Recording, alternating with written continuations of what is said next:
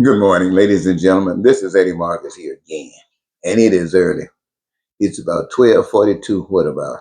Well, no, let's make it this way. It's about 15 minutes to 1 a.m. in the morning, and I was lying in the bed, couldn't go to sleep because today has been a very good day. I've been dealt with. I've been learning a lot of stuff, and I'm so happy till I got good news to tell you, people here in Minneapolis, California, wherever you are in this whole United States of America. And if those of you outside of America would listen, it will be good news for you just as well. I'm going to share with you how to defeat Donald Trump. I'm going to share with you how to defeat Donald Trump. Now, the truth of the matter is Donald Trump is everything that you know he is. I mean, he's revealed himself. He stripped his clothes off before America. And every American, whether you agree with him or not, everyone knows Donald Trump. Donald Trump represents evil. He represents low down heartedness. He represents the ugly side of humanity. That's what he does. But you know why you're going through the troubles here in America and around the world with people like Donald Trump and Donald Trump here in America? Do you? I'm going to say something to you and you're not going to believe it. You're not going to want to accept it, but I'm here excited to tell you about it because it is absolutely true. You are experiencing Donald Trump because Donald Trump is what America deserves. Let me say that again. You are going through with Donald Trump what you are going through with Donald Trump because this is what you, the people of America, deserves. Donald Trump is not really representing the devil like you think he is. But when I say this is what you deserve, Donald Trump is here because God has allowed Donald Trump to be here. God has allowed Donald Trump to be right here in America. And let me kind of give you some idea of what I mean. What you see Donald Trump do, the ugliness that he affords toward the people, that's exactly what you, the American people, do toward one another.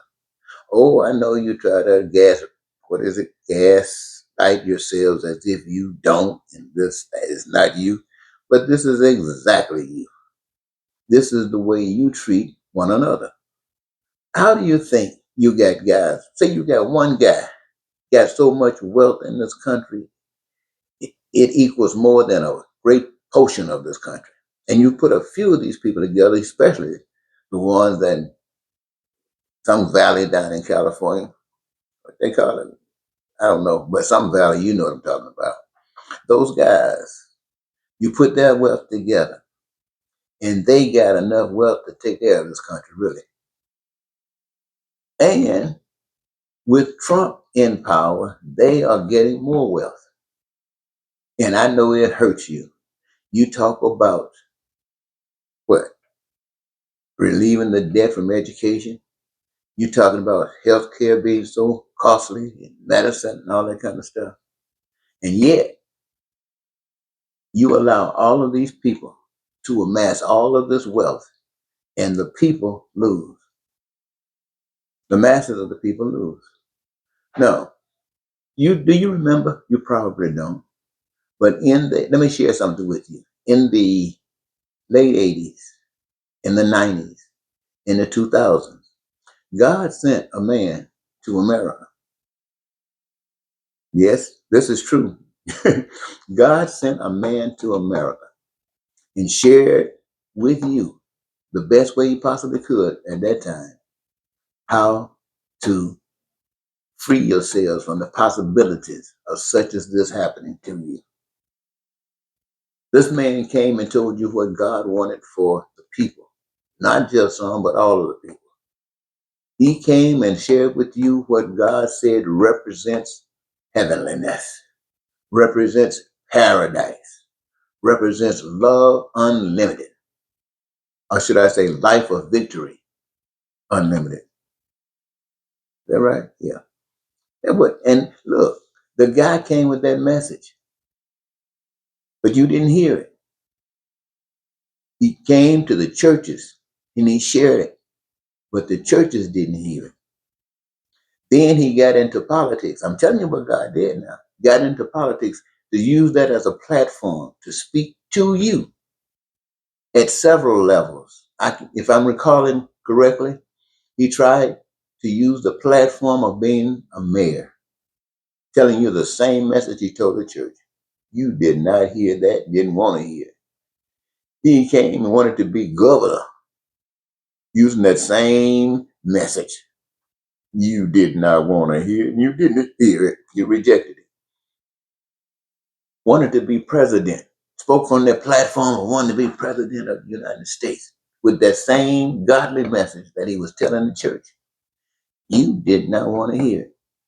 And after several times of trying to be president, tried to run for the United States Senate, just as a platform to share with you what God was trying to warn you of and to share with you, but you couldn't hear it.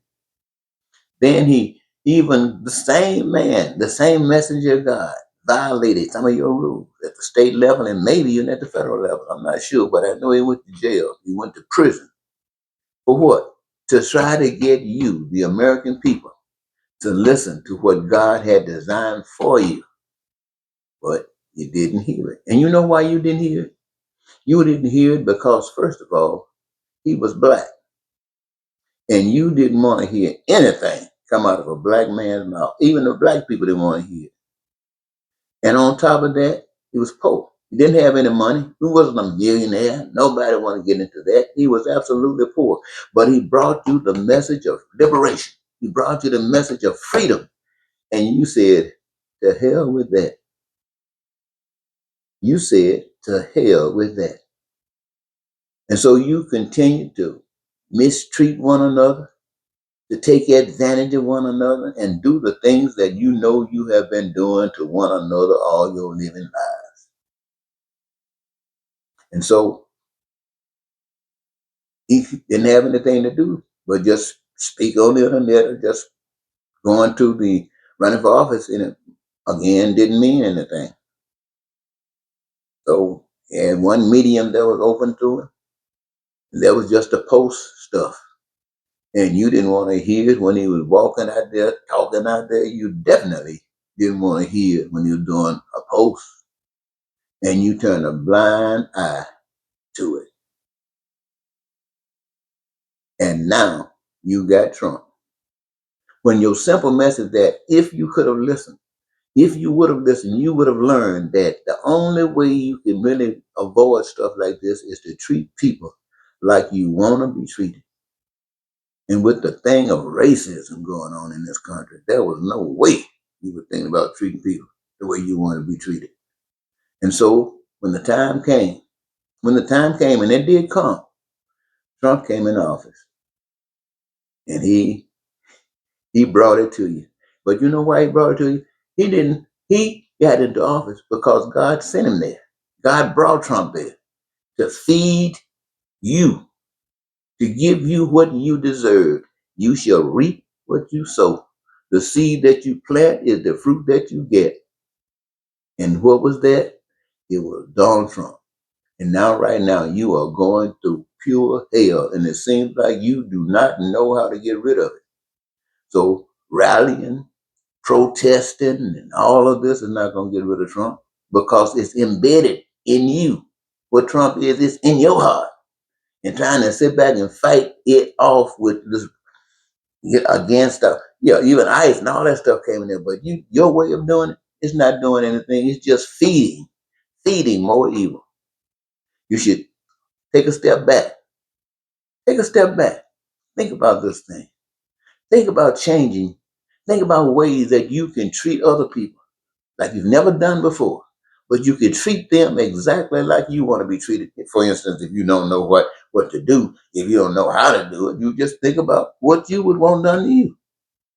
And the way that you would want things done to you or for you, you make sure that as far as you're concerned, your heart is satisfied that you're doing everything you possibly can to make sure that people are treated no worse than you and no better than you, really. Well, you can treat them better than you. Well, let's just make sure that you do unto others as you would have others to do unto you. And Donald Trump would flip away like wind, and the victory will be there because you would have learned. You would have learned. The pain and suffering would start going away because you would have learned. And learning means acting. Doesn't mean talking. It means acting. And when you start acting like people matter, you start acting like the homeless matter. You start acting like people who don't have anything really matters. And you're not talking about giving handouts. You're talking about making them satisfied with life just as you are, baby. When you can do that, hey, victory is there. I couldn't sleep. I couldn't go to bed. I couldn't wait till tomorrow when daylight comes to share this message with you. I had to get up and share it with you right now.